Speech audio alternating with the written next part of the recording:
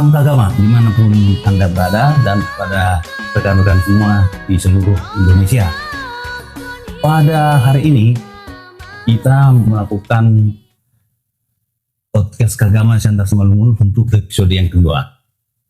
Dan kita berharap dengan banyak juga tanggapan-tanggapan dari rekan-rekan Kagama Siantar Simalungun dan rekan Kagama di mana berada dan juga warga.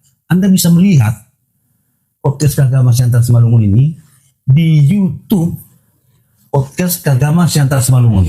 Anda bisa lihat di sana. Sementara untuk websitenya yang akan meluncurkan dalam waktu dekat, dan di sana kita bisa saling berkhusus sapa.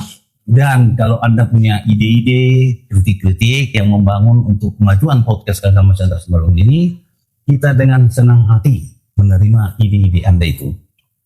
Dan rekan-rekan Kagama Siantar Simalungun dan para penonton sekalian, untuk kali ini kami mengangkat topik tentang tenun dari warga Simalungun yang disebut Sio Bulang Solape Simalungun yang kini semakin hilang di pasaran. Kenapa? Karena memang dalam survei saya juga bahwa ulus-ulus tenun yang menggunakan mesin tangan yang dengan cepat bisa membuat ulus dalam jumlah banyak semakin menguasai pasar, sementara ulus tenun duduk yang menggunakan tangan makin lama makin hilang dari pasaran. Oleh karena itu, kita juga berpikir bahwa pemerintah perlu membantu mereka-mereka yang tetap melaksanakan nilai-nilai historis dari tenun Simalungun yang sangat lestari ini, dan untuk itu kita mengangkat topik itu ke hadapan Anda, dan kita berharap nanti Anda juga bisa memberikan komentar-komentar dalam website yang kami akan siarkan pada waktu dekat. Untuk itu kami mengundang seorang maestro tenun duduk namanya Nesli Bong Simarmata. Beliau ini seorang yang cukup lama lah untuk membuat dan melestarikan cara bagaimana membuat tenun duduk Sio Bulang Simalungun ini sehingga tidak hilang dari peredaran. Baiklah, Ibu Nesli Bong Simarmata, selamat datang di podcast Siantar Simalungun. Jadi begini Bu ya, saya juga termasuk yang sering melihat perkembangan ulus-ulus atau ulus pulang yang Anda pakai ini. Saya juga memang mulai melihat bahwa cara pengerjaan hal-hal semacam itu sudah beralih kepada yang bersifat mesin.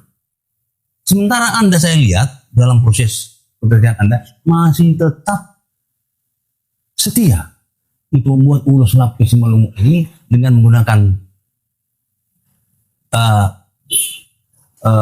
cara-cara tradisional.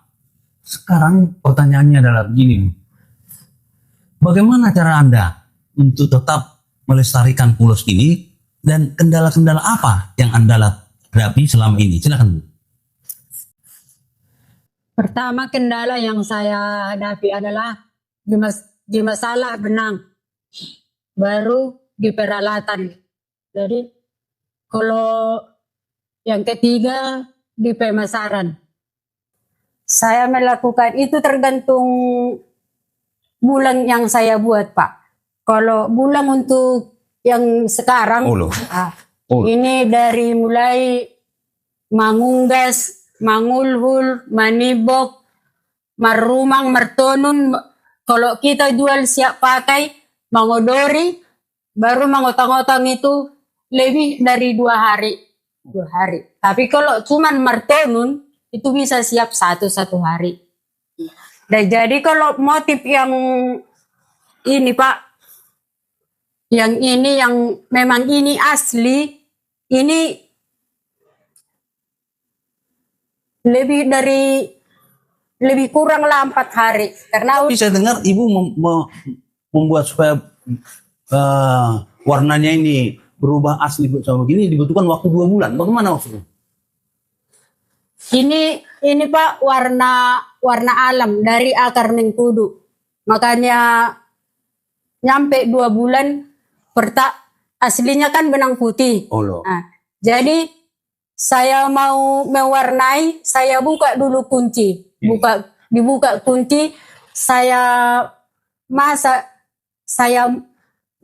daun jambu, baru saya rendam entah 3 hari 3 malam, baru saya jemur lagi di tempat yang nggak ada sinar.